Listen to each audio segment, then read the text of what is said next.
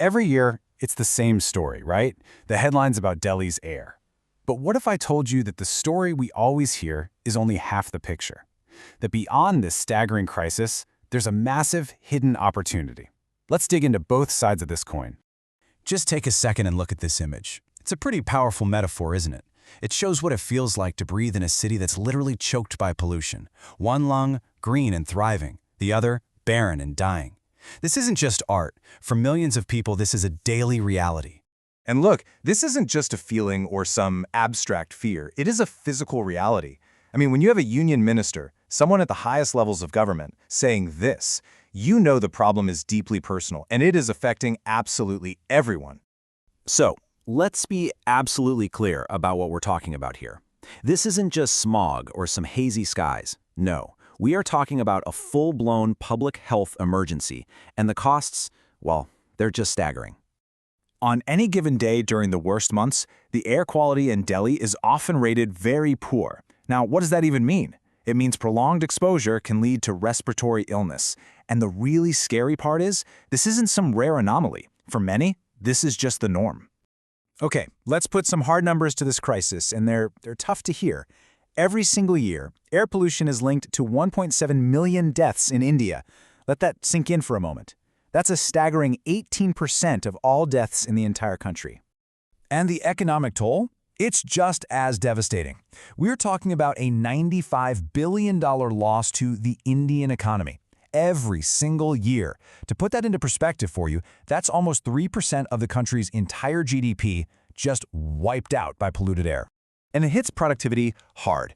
We're looking at 1.3 billion working days lost each year. Why? Simply because people are too sick from the air they're breathing to go to work. Now, there's a common misconception that this is just a winter problem, right?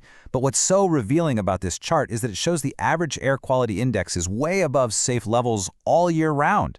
The monsoon offers a little bit of a break, but that's about it. And an expert confirms it. Dr. Vikas Mittal explains that winter doesn't create the pollution, it just acts like a lid, trapping all the pollutants that are already there and making a bad situation significantly worse.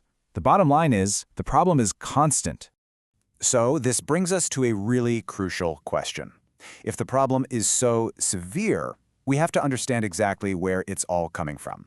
So let's break down the anatomy of Delhi's airshed.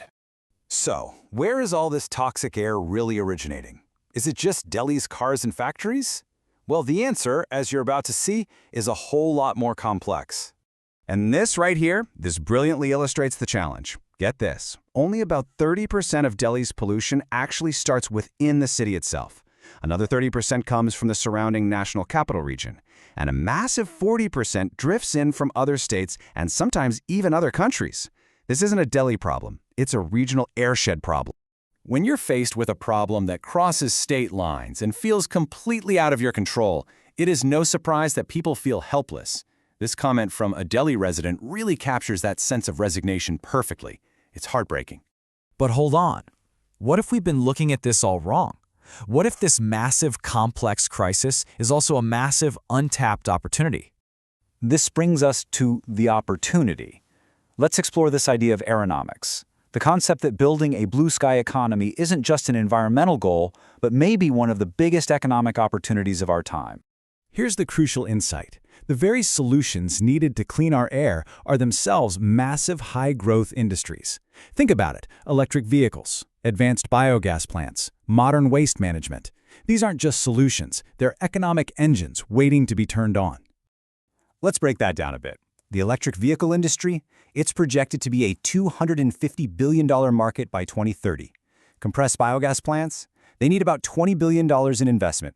And just setting up material recovery facilities unlocks millions more.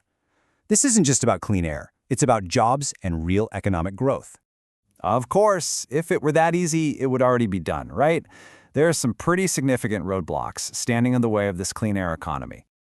The hurdles are systemic. You've got governance that's fragmented across multiple agencies that don't always talk to each other, funding is insufficient, and a lot of what is there often gets underutilized. There's a general lack of public demand for change, and all of this is made worse by unreliable data on where the pollution is even coming from. So how do we get past these barriers? Well, the answer seems to be in an integrated approach that recognizes just how interconnected this whole problem is. Now this is where it gets really interesting. This is the concept of co-benefits. The sources of air pollution, like burning fossil fuels and waste, are the exact same things driving climate change and biodiversity loss.